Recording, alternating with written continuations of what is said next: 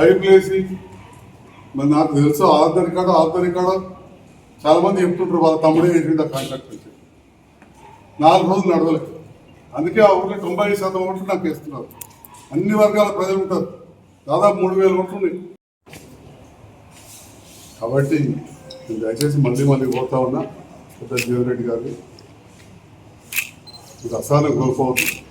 జైత్యాల అభివృద్ధికి మీరు నాకు కాదు సలహాలు, మీరు చాలా పెద్దవాళ్ళు, మీరు పై స్థాయిలో సలహాలు ఇస్తారా, రాష్ట్ర అభివృద్ధికి సలహాలు ఇస్తారా, దేశాభివృద్ధికి ఇస్తారా? ఎందుకంటే మీరు పార్లమెంట్ మెంబర్ కూడా 3 సార్లు పోటీ చేశారు.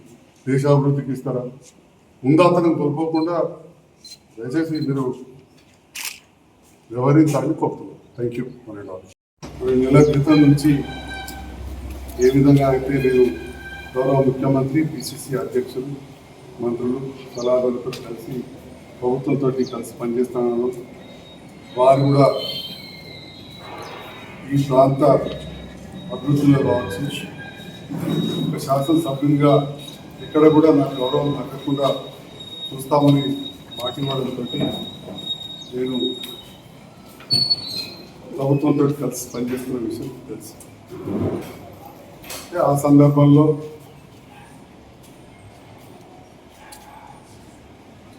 కొన్ని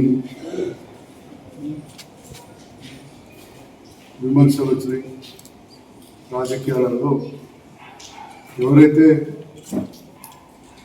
గతంలో కూడా వేరే పార్టీ నుంచి గెలిచిన వాళ్ళని ప్రభుత్వంతో కలిసి పనిచేయించుకున్నారు. 2 సార్లు గెలిచిన ఆ 2 సార్లు 10 సంవత్సరాలు గెలిచిండు, ఏం చేయలేదు. 10 సంవత్సరాలు ఎక్కడ నేను రాజకీయాల్లో టీఆర్ఎస్ పార్టీలో పోయి పట్టణంలో చేరిన. నేను గెలిచింది 18 చివరిలో, ఏడాది కాగానే కరోనా వచ్చింది.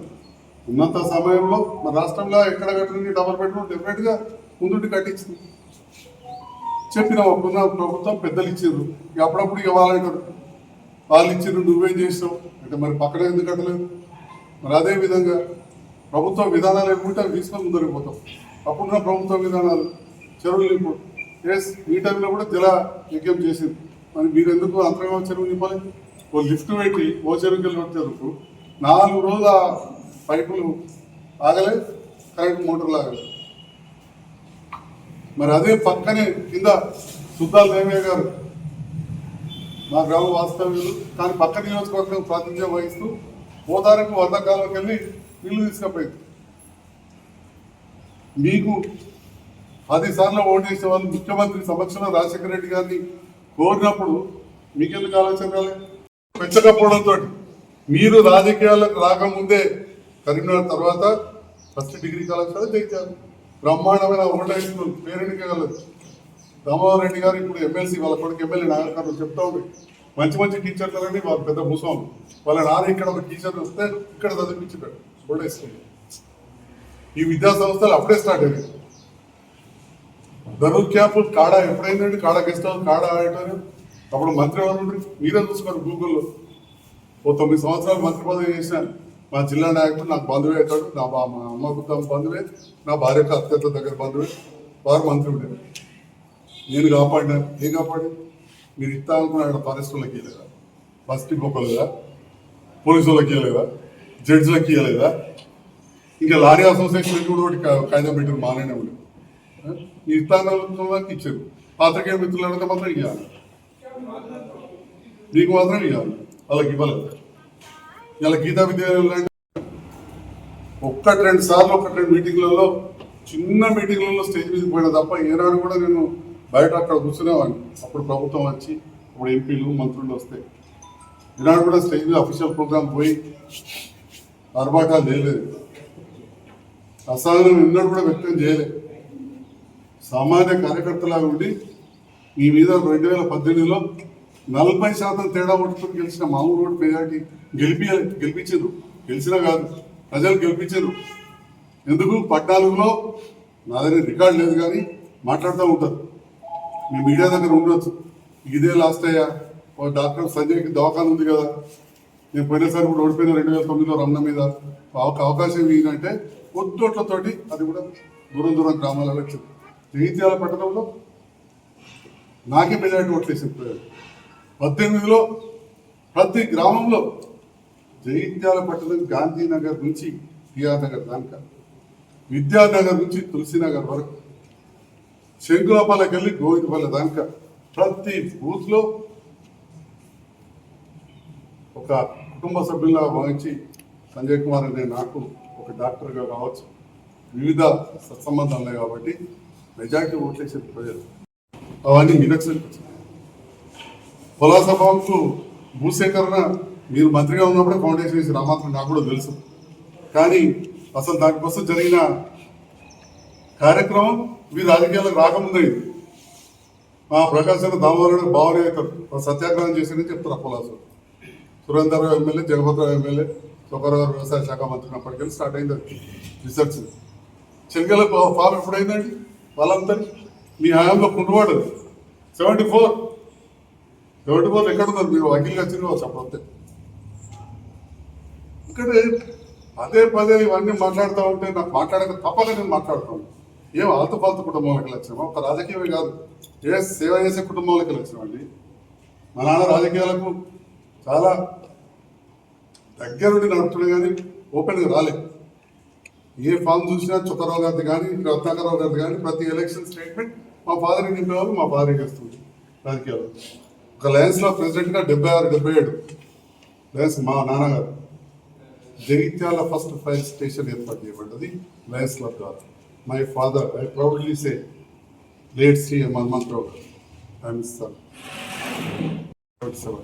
ఇది లయన్స్ ఇంటర్నేషనల్. ఇయ్యాలకి కూడా లయన్స్ అనేది మామూలు సంస్థ కాదు, లయన్స్ రోటరీ ఇవన్నీ. దానికి వారు ప్రెసిడెంట్ ఉన్నప్పుడు పునాది వేసారు. 78లో భాగ్య గారు ఇచ్చారు, 78లో భాస్కర్ రెడ్డి గారు ఇనాగ్రేషన్ చేశారు. రమణయ్య సారు సెక్రటరీ, రాయంచి రామకిషన్ గారు, దశరథ్ నాయుడు గారు, మెట్పల్లిలో చనిపోయిన డాక్టర్ పీటర్ గారు, వీళ్ళందరూ మీటింగ్స్ మా ఇంటికి వస్తారు. నేను ఇక్కడే చదువుతున్నాను కదా 10th క్లాస్ ఇంటర్మీడియట్ వరకు. నేను చూడలేదా సేవా కార్యక్రమాలు అప్పటి నుంచి చూస్తున్నాను. తర్వాత రోటరీ క్లబ్ ద్వారా 95లోనే నేను మెట్పల్లిలో రోటరీ ప్రెసిడెంట్. అది 90వ సంవత్సరం రోటరీ ఇంటర్నేషనల్ ఫామ్ అయింది. రోటరీ 100వ సంవత్సరం సెంటెనియల్ ప్రెసిడెంట్ అంటారు. ప్రెస్టీజియస్ సెంటెనియల్ ప్రెసిడెంట్ జగిత్యాలకు మేము ఉన్నాం. ఇవాళ రోటరీ పార్క్ మండల ఆఫీస్ ఉండేది రోటరీ క్లబ్ కదా. ఆ శ్మశాన వాటికలు పోయి చూస్తే కూడా దొరుకుతుంది. అక్కడ ఇంతమంది వచ్చిందని మా పేరు ఉంటుంది. కాబట్టి స్వచ్ఛంద సంస్థల ద్వారా ఒక ఐక్యాంపులే కాదు, మోతే జగనన్న అడిగి ఫస్ట్ అంబులెన్స్ ప్రైవేట్లో కూడా లేకుండా మరి kind information. First ambulance Jagtial నడిపించిందంటే మొత్తం జగన్రావు గారు మరి నాకు అప్పగించారు. మరి చాలా డబ్బులు ఇచ్చారు. అయినా కానీ పెట్రోల్కి లేవంటే అటువంటి టైంలో మరి ఒక డాక్టర్ అప్పుడు కూడా గట్లకి లేని ఎన్ని కార్యక్రమాలు చేసినాం. క్లాక్ టవర్ మీరు కట్టించిందా? అది నిజాం నవాబ్ గుర్తుగా చెయ్యల్ దొరకదు. పాడైపోతే నేను మంచాల కృష్ణ వెళ్ళి అక్కడ అప్పుడు వాళ్ళ కొడుకు డాక్టర్ బతుకున్నాను అడిగి డబ్బులు తీసుకొచ్చి జన్మభూమి మ్యాచ్ చేసి అప్పుడు సప్తలకు దానికి రెనోవేషన్ చేసి క్లాక్ టవర్ 100 గంటలు మీరు చేసేయండి. ఇక మానవాళ్ళకు తెలుసు 5 కోట్లు సాధించిన జీవరెడ్డి గారు కదా. అసలు ఆ 5 కోట్లు ఎక్కడి కానీ కేంద్రం కదా, ఐడిఎస్ఎంటీ ఫండ్స్ కదా. చొక్కరావు గారు ఎంపీ కదా, ఐడిఎస్ఎంటీ ఫండ్స్ తోటే కదా టౌన్ హాల్ కట్టింది, ఈ మున్సిపల్ కాంప్లెక్స్ కట్టింది, అంగడి గదుల కాంప్లెక్స్ కట్టింది. అది పెద్ద మనిషి చెప్పుకోకపోతే పేరు పెట్టలేదు. అన్ని నేనే సాధించిన అనగానే అయిపోతుందా? పిల్లికాలు మూసుకొని పాలు తాగి ఎవరు చూస్తలేదు అనుకుంటే ఎట్లా? తెలిసిన నేను పనిచేస్తాను చేసి చేసిన 50 రోడ్డు మీరు గింత తీసినా ఏదో చెప్తారు ఎవరు కూడా. కానీ 993 మీటర్లు ఇలా పక్కా 100 ఫీట్లు చేశాను. ఇంకా చేయాల్సింది ఉంది. ఒక రోడ్ల మంత్రిగా ఉండి గొల్లపల్లి రోడ్డు నేను పెద్దగా చేస్తే మీరు అడ్డం వచ్చింది. మెడికల్ కాలేజ్ తీసి అక్కడెక్కడ పెట్టమంటారు, ఇంటిగ్రేటెడ్ మార్కెట్ ఇంకేమో అంటారు. అన్ని నేనే చేసిన అంటారు. తీసుకపోయి జేఎన్టీ తీసుకపోయి అక్కడ గుట్టలలో నాక్ సెంటర్ తీసుకపోయి ఇంకొక పెళ్లి గుట్టలలో రోడ్ల మంత్రి రోడ్ అనేయలేదు. నాక్ సెంటర్ చదివే పేదవాళ్ళు ఉంటారు.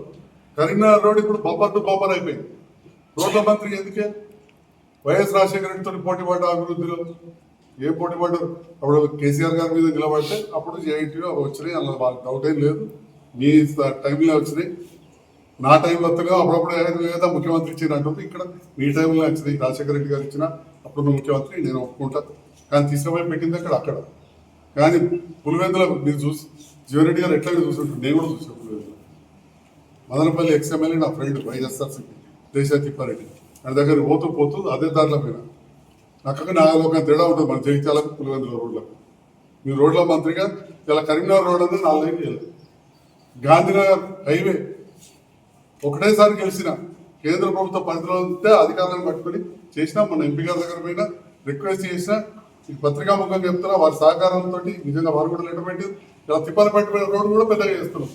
4 లైన్ అయితే ఉంది, ఎస్టిమేట్స్ రెడీ అవుతున్నాయి, చెట్లు అన్ని ఎన్యూమరేషన్ అవుతుంది, forest department clearance, water pipe line shifting plan చేస్తున్నాం. మరి మీరెందుకు చేయలేదు? ఎంతమంది చచ్చిపోతుంది? నాలంటే బైపాస్ రోడ్ చేశాను, బైపాస్ రోడ్ సానామార్తి గారు పైప్ లైన్ చేశాను, దేశాయ్ గారు చెప్పినప్పుడు ఇంతలో కాంట్రవర్సీ మీరు పీక్ రోడ్ చేయాలి, అది కూడా మొత్తం చేయలే కదా. గొలపల్లి దాకా ఏ60 పెట్టి 36 వంకలు దానికి లెక్కలేదు. అదన్నా 100 ఫీట్లు అని చెప్పి తీర్మానం తీసుకురాలి. ఇప్పుడు 90 ఏళ్ల కొడుకులలో మెట్పల్లిలో పెద్ద ఎప్పుడైనా మీరు రోడ్ అవుతుంటే రోడ్ ఎంత పెద్దగా ఉంటుందో. పెద్ద పెద్ద అందుకే విశ్లేషకులే వాటిపైన మాట్లాడేది. ఇది అంతకుముందు జరిగింది.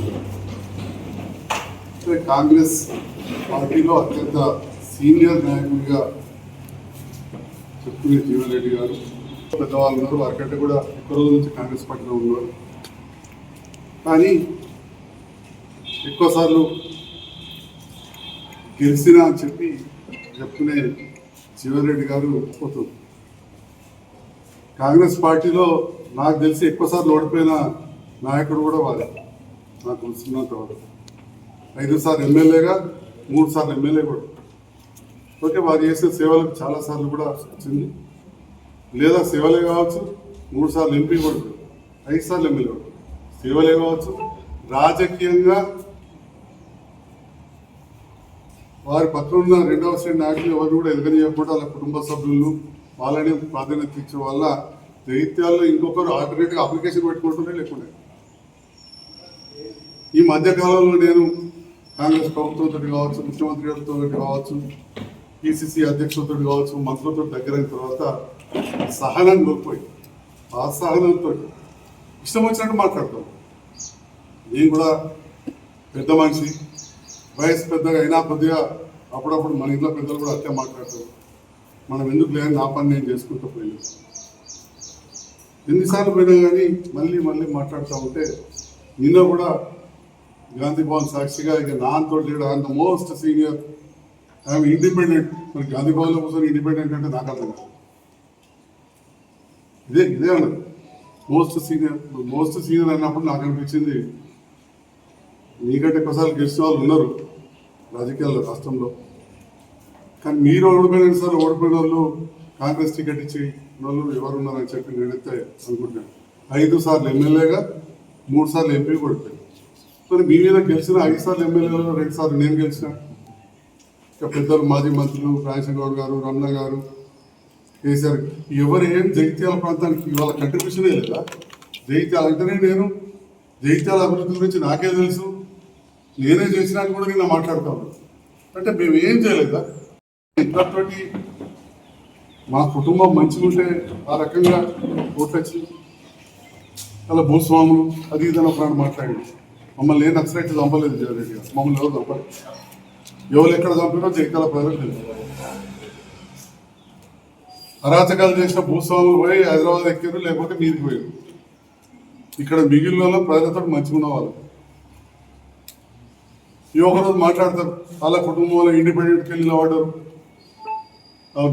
గెలిచిరు కూడా.